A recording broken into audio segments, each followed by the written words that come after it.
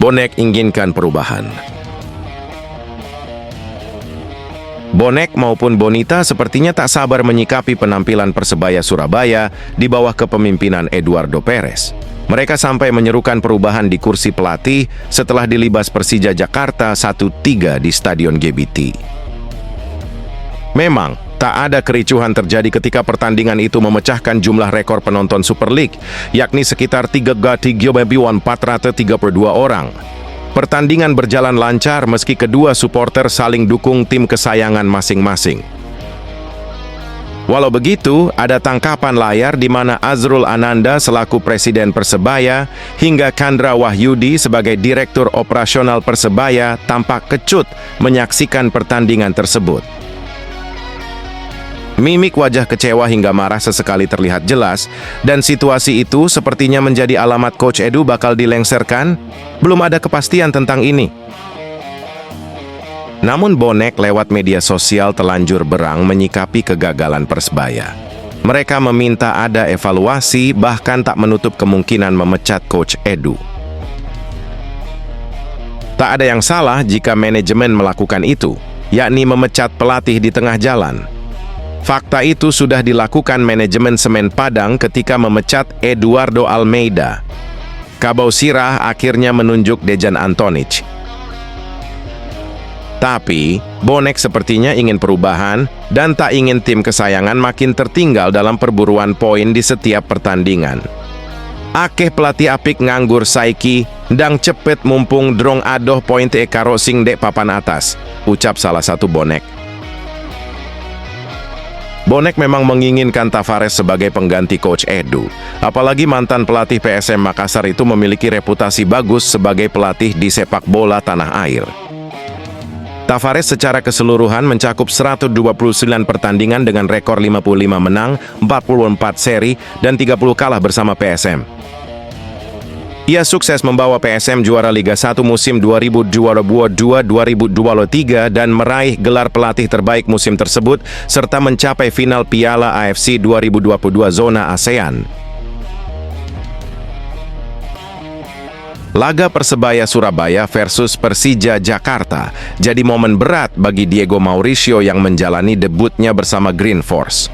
Pemain asal Brasil itu turun di menit ke-70 menggantikan Dime Dimov, namun tak mampu menyelamatkan Green Force dari kekalahan 1-3 atas Persija Jakarta di Stadion Gelora Bung Tomo. Diego masuk dengan ekspektasi tinggi. Publik Surabaya menaruh harapan besar pada penyerang berusia 34 tahun itu untuk mengangkat performa lini depan Persebaya Surabaya yang belakangan tumpul di era pelatih Eduardo Perez. Sayangnya, debut sang striker justru berjalan anti klimaks. Bermain sekitar 20 menit, Diego kesulitan menembus rapatnya pertahanan Persija yang dikawal Rizky Ridho dan Jordi Amat. Eduardo Perez menurunkan Diego untuk memperkuat serangan bersama Mihailo Perovic. Persebaya Surabaya bahkan sempat bermain dengan 2 striker murni di sisa laga, berharap bisa mencuri momentum setelah tertinggal 2 gol. Namun petaka datang hanya 3 menit setelah Diego masuk. Wasit menunjuk titik putih usai pelanggaran catur pamungkas di kotak penalti yang dieksekusi dengan sempurna oleh Alano de Lima. Diego Mauricio sempat mendapat beberapa sentuhan penting di depan gawang, tetapi koordinasi dengan lini tengah belum berjalan mulus, membuat peluangnya mudah dipatahkan pemain belakang Persija. Eduardo Perez diyakini akan memaksimalkan waktu latihan untuk memperkuat koordinasi antar lini, sekaligus menyiapkan strategi agar Diego bisa tampil lebih efektif di depan gawang lawan. Debut Ups ini bisa jadi titik balik bagi Diego Mauricio. Jika mampu menyesuaikan diri dengan cepat, bukan tak mungkin penyerang asal Rio de Janeiro itu akan menjadi tumpuan utama Persebaya Surabaya dalam perburuan posisi papan atas Super League 2025-2026. Persebaya Surabaya harus mengakui keunggulan tamunya Persija Jakarta dengan skor 1-3 dalam laga pekan ke-9 Super League 2025-2026 yang digelar di Stadion Gelora Bung Tomo. Pelatih Persebaya, Eduardo Perez, menyebut timnya kalah karena Persija lebih pintar memanfaatkan situasi penting dalam pertandingan. Saya pikir ini pertandingan antara dua tim kuat dan akhirnya Persija lebih sukses dalam beberapa situasi, ujar Eduardo dalam sesi konferensi pers usai laga. Statistik menunjukkan dominasi Persija atas tuan rumah. Tim berjuluk Macan Kemayoran mencatatkan 51% penguasaan bola dengan 18 tembakan, 9 diantaranya tepat sasaran. Sementara, Persebaya hanya menghasilkan 9 tembakan dengan 4 mengarah ke gawang. Saat tertinggal 2-0, situasi menjadi lebih sulit bagi kami untuk mengejar, tambah Eduardo Perez. Meski mencoba tampil agresif di babak kedua, Persebaya hanya mampu mencetak 1 gol. Eduardo Perez menilai, pertandingan ditentukan oleh momen-momen kecil. Terkadang pertandingan ditentukan hanya oleh satu situasi, tutupnya.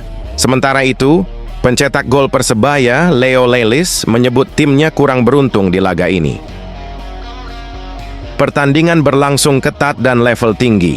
Sayangnya, kami kurang beruntung untuk meraih 3 poin, ujar Leo Lelis. Kekalahan ini menjadi yang kedua bagi Persebaya di kandang dari 4 laga home yang sudah dijalani. Kekalahan dari Persija juga menghentikan tren positif Persebaya yang dalam 2 laga terakhir selalu meraih poin. Bagi Persija, hasil ini memutus tren negatif mereka setelah 3 pertandingan tanpa kemenangan.